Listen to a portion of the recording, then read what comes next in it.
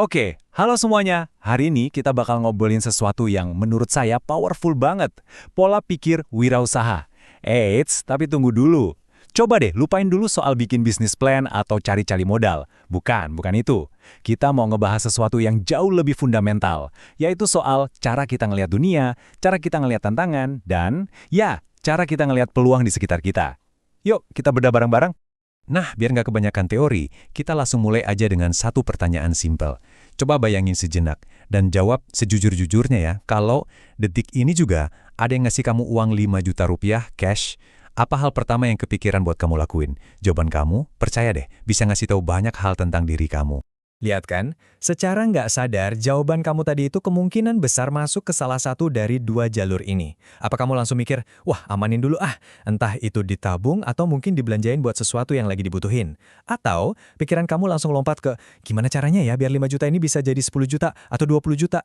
Nah, perbedaan kecil ini adalah inti dari obrolan kita hari ini. Oke, sebelum kita lanjut lebih jauh lagi, penting banget buat kita nyamain frekuensi dulu. Soalnya, kalau saya bilang kata wirausaha, kebanyakan orang pasti langsung kebayang bikin kafe kekinian atau startup teknologi gitu kan. Padahal, maknanya itu jauh lebih luas dari sekedar bikin bisnis. Coba perhatiin deh definisi ini. Ada yang aneh nggak?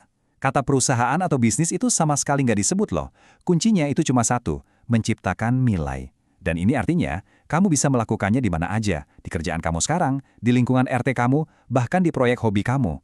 Jadi ini tuh soal proses, soal pendekatan, bukan soal titel. Jadi, yuk kita lihat gimana proses menciptakan nilai ini bisa kelihatan beda banget kalau dilihat dari dua sudut pandang. Anggap aja kita lagi pakai dua kacamata yang beda. Kacamata pertama nunjukin satu dunia, kacamata kedua nunjukin dunia yang sama sekali lain. Perbedaan paling dasar yang pertama itu soal risiko. Pola pikir karyawan itu ya secara alami tujuannya buat meminimalkan risiko. Nyari aman, nyari yang pasti-pasti aja. Sebaliknya, pola pikir wirausaha itu melihat risiko bukan sebagai monster yang harus dihindari. Buat mereka, risiko itu sesuatu yang harus dihitung, dikelola, dan bahkan dijadiin kendaraan buat ngejar peluang. Nah, dari cara pandang soal risiko tadi, lahirlah prioritas yang beda. Apakah prioritas utama kamu tuh menjaga semuanya tetap stabil dan bisa ditebak? Atau mata kamu tuh selalu awas, selalu scan lingkungan sekitar buat nyari celah, nyari masalah yang bisa diselesain, atau nemuin cara baru yang lebih efisien? Satunya ngejar rasa aman, satunya lagi ngejar pertumbuhan. Dan yang terakhir, soal pemicu kita buat bertindak. Seringnya, pola pikir karyawan itu reaktif. Nunggu instruksi, nunggu arahan, oke, apa nih yang harus saya kerjain? Beda banget sama pola pikir wirausaha yang proaktif. Dia nggak nunggu disuruh, tapi malah aktif nyari-nyari masalah buat diselesain. Pertanyaannya bukan lagi apa tugas saya, tapi masalah apa ya yang bisa saya beresin di sini? Sekarang pertanyaannya, apa sih yang jadi bensin utama yang bikin dua pola pikir ini beda banget? Jawabannya itu ada di satu konsep psikologi yang keren banget, yaitu tentang cara kita ngelihat kemampuan diri sendiri dan kegagalan. Nah, ini dia mesinnya growth mindset atau pola pikir bertumbuh. Ini adalah keyakinan kalau gagal itu bukan akhir dunia, tapi cuma data baru buat kita belajar.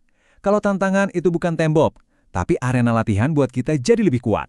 Dan yang paling penting, keyakinan kalau kemampuan kita itu bukan takdir, tapi sesuatu yang bisa dilatih dan dikembangin. Biar lebih kebayang, kita lihat satu contoh kasus nyata yuk. Coba bayangin ya, ada seorang pengusaha muda. Idenya kelihatannya brilian.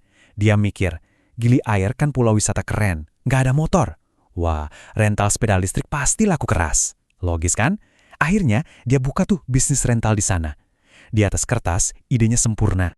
Tapi, setelah 3 bulan bisnisnya jalan, ada yang aneh. Angka penjualannya datar, gitu-gitu aja. Nggak ada pertumbuhan sama sekali. Bisnisnya kayak mandek di tempat. Nah, dengerin deh kesimpulan si pendiri ini. Dia nyalahin faktor dari luar. Menurut dia, masalahnya itu ada di pasarnya, bukan di strateginya. Ini contoh klasik dari fixed mindset. Coba bayangin kalau dia punya growth mindset. Dia nggak bakal berhenti di situ. Dia pasti bakal nanya ke dirinya sendiri. Oke, apa yang salah ya? Apa yang bisa gue ubah? Harganya kemahalan nggak sih? Atau cara promosinya kurang nendang? Perlu ditambahin bonus apa gitu biar mereka mau sewa? Disinilah kita balik lagi ke pertanyaan intinya. Apakah beneran masalahnya itu pasar yang bandel? Atau jangan-jangan masalah utamanya adalah si pendiri ngelihat sebuah tembok penghalang, sementara orang dengan growth mindset bakal ngelihat itu sebagai tangga yang bisa dipanjat? Oke, cukup teorinya, cukup studi kasusnya. Sekarang waktunya kita ngaca. Kita arahin cermin ini ke diri kita masing-masing. Berdasarkan semua yang udah kita omongin barusan, coba kita refleksi sedikit. Coba ingat-ingat lagi tantangan terakhir yang kamu hadapin, entah di kantor atau di kehidupan pribadi. Reaksi pertama kamu gimana?